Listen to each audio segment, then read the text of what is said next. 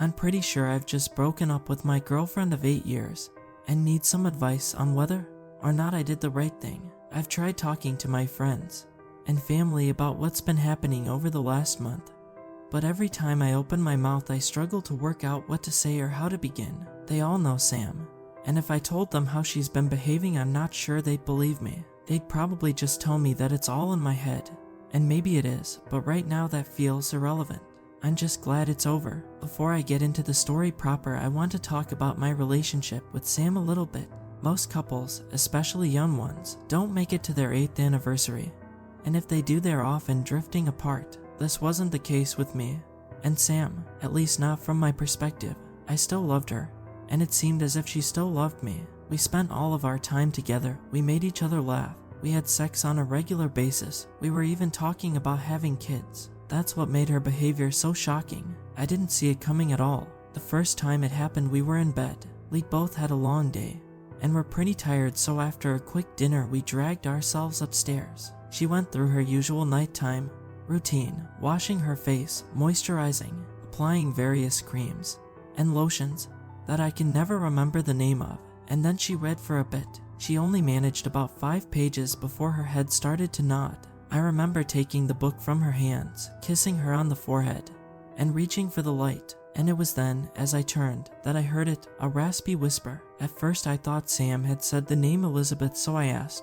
"What was that?" But she just replied, or something similar. She was on her side, facing away from me, and sounded almost drunk with tiredness. "Don't worry," I said, turning off the light. To be honest, I didn't think that much of it that first time. I wasn't even sure she'd made the sound. I told myself it was a noise from outside, or maybe something to do with the plumbing. That's what I was thinking as I closed my eyes. And it was only when I was nodding off that it occurred to me that the noise sounded less like the name Elizabeth and more like 2 words, little bitch. But at that point, I was past caring, and seconds later I was asleep. I didn't think about it the next morning. We both got up and showered, made breakfast together, and then headed to our separate offices. I had back-to-back calls all morning, so I didn't have time to think about anything but marketing budgets until lunch. When I came downstairs, Sam had prepared a capre salad. It was a nice day, so we ate outside in our tiny garden. She bitched about her clients, and we talked about maybe visiting her mother at the weekend, as she was ill. Everything was normal, and when I got back to my desk, I whiled away the afternoon, half-heartedly reviewing ads for our next campaign. At 4, I clocked off early and went down to the living room. Sam usually worked until 5:30 or 6, so I thought I'd watch Netflix while I waited. Her office is next to the living room, so I tend to turn the volume down while she's working. Anyway, I chose a show, Chef's Table I think it was, and zoned out watching some American guy make pizza dough. I was just about to start the second episode when I heard a noise. Right away, I was transported to the previous evening. It was the same raspy whispering, maybe a little louder this time, and instead of one word, it sounded like a whole conversation. It was coming from her office. I turned the TV off, and the whispering seemed to grow louder. I couldn't hear any actual words, just a crackly hum. I called her name, but she didn't reply, so I got up and walked towards her office. She didn't look around when I entered. The room was silent. I don't remember exactly what we said, but it was something like, "Hey, what's up?" She didn't turn around. I remember that. Just kept looking at her screen. "Did you say something?" "Nope." "Weird. I thought I heard something, like whispering." "Whispering?" "Yes. Were you watching something?" "Nope. Maybe it came from downstairs." "Maybe." She turned around then and smiled. "I'll only be another 20, she said. "Okay." Moments later, I was back on the couch, and when Sam joined me, the rest of the evening was normal. We had dinner, watched TV, went to bed, and when I reached for the light, there was no weird noise. Even so, I lay awake for at least an hour. I was certain that the whispering had come from Sam's office, which made me think she'd definitely said something when we were in bed the night before. My first thought was that there was something wrong with her. She'd been under a lot of pressure at work, and maybe this was some reaction to stress. I decided that if it happened a third time, I would bring it up with her. I didn't have to wait long. The following day, she went into the office and then went for drinks after work. My day was uneventful, although the house felt oddly creepy given what had happened over the previous 2 days. Sam came home around 12. I feigned sleep once she came in, and she didn't wake me. I could tell from the way she was moving and taking off her clothes that she was pretty drunk. and I expected her to do what she usually did, fall asleep in sub-0 seconds, and then maybe snore for a bit, but she didn't. When she got into bed, she went silent. Minutes passed. Normally, this would have put me at ease, no snoring tonight, but that night it seemed ominous. Even so, after about half an hour, I started to drift off. I was on the brink of unconsciousness when I heard it. 2 words, whispered directly in my ear, so close I could feel her breath on my cheek. Little bitch. I scrambled for the lamp and almost fell out of bed. Eventually, I hooked the switch and the light flickered on. I turned to look at Sam. She was facing away from me and appeared to be asleep. Sam, I said. No reply. I repeated her name, louder this time, then a 3rd time. I shook her shoulder hard. What? She said. She sounded groggy, but I could tell she was angry. What was that? I said. She rolled over. What was what? You just whispered in my ear. No, I didn't. You did. Mark, I was asleep. I think that was the first time I considered there may be something wrong with me. I heard something, I said. Sure you weren't dreaming? No, I said. I mean, yes, I'm sure I wasn't dreaming. Well, I didn't say anything. She rolled over again. I weighed my options. Okay, sorry, I said eventually. She didn't reply. I rolled onto my back and looked at the ceiling. There were 2 possibilities. Either one of us was losing our mind or she was lying. And if she was lying, she was either messing with me or tormenting me. The former seemed unlikely. Sam didn't go in for practical jokes, so she was tormenting me. The question was why. There was only one reason that I could think of. Almost a year before all of this started, I had cheated on Sam. It was a stupid, cliche of a situation. I'd gone for after-work drinks with some colleagues, and after countless pints I had ended up kissing someone. I won't say who, as I don't want to get them into trouble, but it meant nothing. And I wasn't even the one who instigated it, if that makes any difference. You probably think I'm a horrible person, but I meant everything I wrote earlier. I loved Sam, still do, and see the kiss as nothing more than a stupid, drunken, one-time thing. I wasn't about to embark on some kind of affair. Even so, I didn't tell Sam about it. She has always had a zero-tolerance policy on infidelity, and I was certain that if she found out she'd leave me. But what if she had found out, and this odd behavior was her way of punishing me? I barely remembered the kiss, but I knew that it happened outside a pub in Covent Garden, not exactly discreet. One of my colleagues could have seen us, or one of our friends maybe. Perhaps word had gotten back to her, and instead of lashing out she decided to torture me instead. It didn't seem like something Sam would do, but I knew how she felt about cheating, and to be honest, the alternative, impending madness, seemed more frightening. The next morning we had breakfast together in the living room. This wasn't unusual. We liked to carve out moments together away from our desks. She didn't mention what had happened the night before, and I didn't bring it up.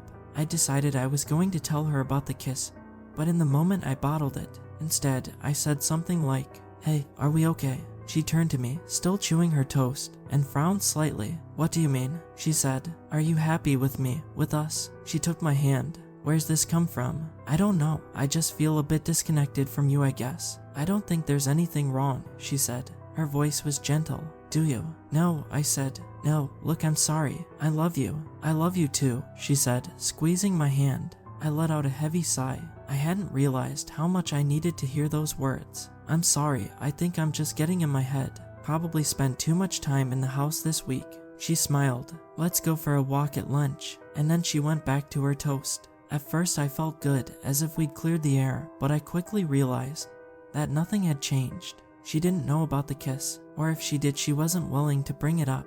Complete mental breakdown was still a possibility. The following week passed without incident. There was no whispering between rooms, no late-night verbal abuse. I was still thinking about discussing the whispering with Sam, but it seemed a bit silly now. And to be honest, I didn't want to frighten her. I would tell her about the kiss, but not right away, when the time was right. I remember we got takeaway on that Friday night and watched Sharknado while getting drunk on homemade margaritas. 2 days later I left our flat, and I haven't been back since. As with the other incidents, there was no build-up to what happened on Sunday night.